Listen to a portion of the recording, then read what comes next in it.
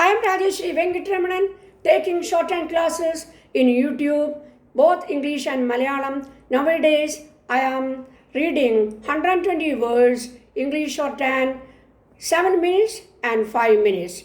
Please subscribe, add public comments, share and like. Thank you.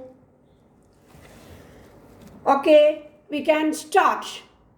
The trend of the world trade in textiles over the past decade has thrown up a pattern somewhat conforming to what India's spokesmen have been envisaging at various world textile forums. International trade in cotton textiles, they propounded, should naturally belong to countries growing cotton, and ultimately the cotton textile requirements of the world markets will have to be met from these countries. Britain, Hong Kong, Japan and a number of other non-cotton growing countries held their sway in world trade in cotton textiles because of historical and political deteriorations, but now they are gradually withdrawing from the field.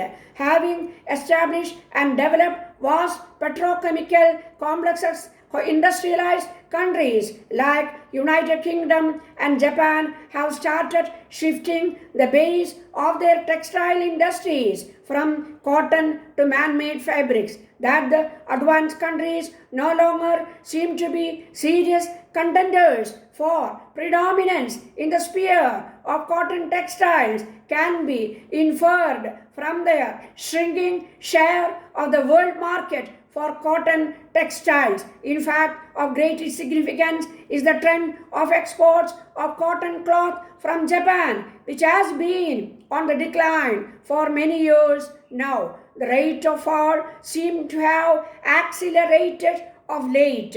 In fact, in the first 2 months of 1973, Japan became a net importer of cotton cloth. In ancient times, cotton fabrics of India were well known all over the world for their fine texture and exquisite design, and India used to have a flourishing trade in cotton textiles in the world markets. Time was when several countries of Europe found it necessary to protect their ingenious spinners and weavers by banning import of Indian fabrics. These, however, changed by the beginning of 20th century, and India began to import cotton textiles on a very large scale, which just before World War I reached the staggering level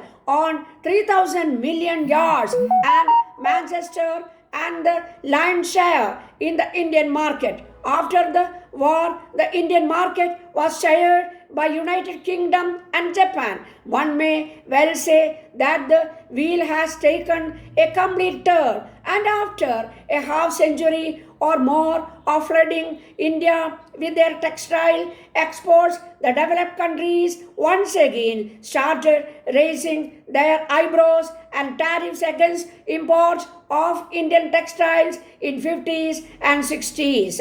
Many developed countries once again sought to restrain imports of cotton goods on the plea that they disrupted the domestic market to the detriment of the ingenious industry. In the early 60s, a concerted attempt was made by the developed countries for protecting their ingenious industries, the result of which was the signing of the short-term arrangement in 1961, followed by the long-term arrangement in October 1962. Although these measures were meant to bring about some gradualness in the shifting pattern of the world trade in cotton textiles, it is inevitable that the export of cotton textiles should ultimately become the business of cotton growing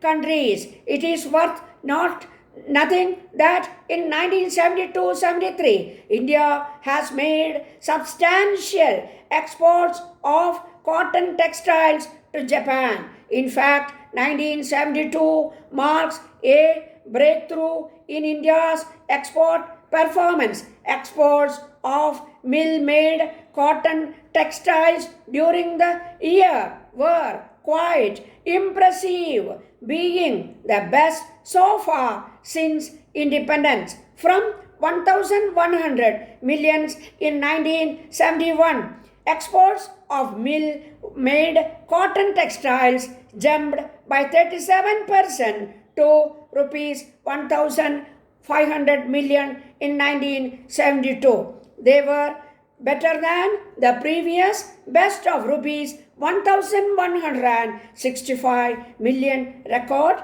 in 1975 by nearly 30%. Okay.